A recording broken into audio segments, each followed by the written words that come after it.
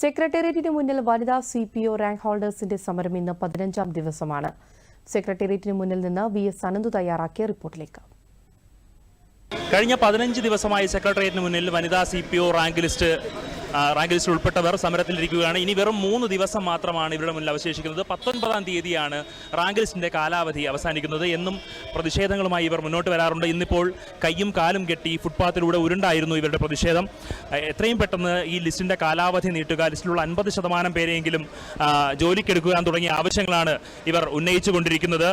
എന്തായാലും സർക്കാർ ഇവരുടെ ആവശ്യങ്ങൾ കേൾക്കാൻ ഈ 3 ദിവസങ്ങൾ മാത്രമാണുള്ളത്. റാങ്ക് ലിസ്റ്റ് കാലാവധി 3 ദിവസത്തിനുള്ളിൽ അവസാനിക്കുമ്പോൾ എന്താണ് പറയുന്നത്? അല്ല, 3 ദിവസം ഞങ്ങളുടെ മുന്നിലില്ല. കാരണം നാളെ പെസവ്യാഴാണ്, മറ്റന്നാൾ ദുഃഖവെള്ളിയാണ്. സത്യം പറഞ്ഞാൽ ഞങ്ങളുടെ ജീവിതം ഇന്നത്തോടുകൂടി തീർന്നു. കാരണം ഇന്നിപ്പോൾ മന്ത്രിസഭാ യോഗം കണക്കിലെടുത്താണ് ഞങ്ങളെ സ്വയം വേദനിപ്പിച്ചു.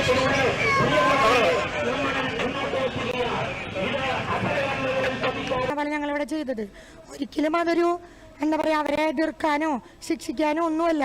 ഞങ്ങൾ സ്വയം വേദനിച്ചുകൊണ്ടിരിക്കുക. കാരണം ഞങ്ങളിനി എന്താ പറയുക, 19ാം തീയതി നാട്ടിൽ പോകുമ്പോൾ ഞങ്ങളുടെ വീട്ടുകാരോട് എന്ത് പറയും, നാട്ടുകാരോട് എന്ത് പറയും? അല്ലെങ്കിൽ നിങ്ങളൊക്കെ മറക്കുന്നൊരു കാര്യം കൂടി ഉണ്ട്. 14ാം തീയതി ലിസ്റ്റ് തീർന്ന CPO-കാർ. അപ്പോൾ അവർക്ക് ഇതുപോലെ ഒന്ന് പറയാൻ പോലും വിങ്ങി പൊട്ടാൻ പോലും പറ്റൂല. ഞങ്ങൾക്കും അതേ അവസ്ഥ തന്നെയാണ് വരണത്.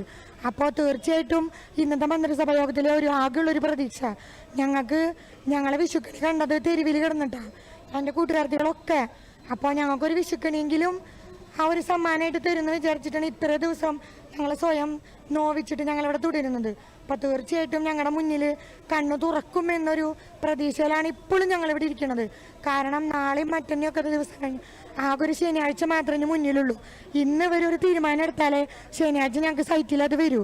അല്ലെങ്കിൽ ഞങ്ങൾ ഒന്നും നേടാനാവാത്തവരെ പോലെ ഞങ്ങളൊരു ഫുട്പാത്തിൽ വന്ന് കിടന്ന് വെറും പെൺകുട്ടികളെന്നൊരു പേരുമായിട്ട് വീട്ടിലേക്ക് തിരിച്ചു കൊണ്ടുവരും. അവിടെ ചെന്ന് എന്ത് ചെയ്യുന്നോ, ഡിപ്രഷനാവോ ഒന്നും ഞങ്ങൾക്കറിയില്ല. ഇനി എന്ത് എന്നുള്ള ചോദിച്ചിന് മാത്രമേ ഞങ്ങളുടെ മുന്നിലുള്ളൂ.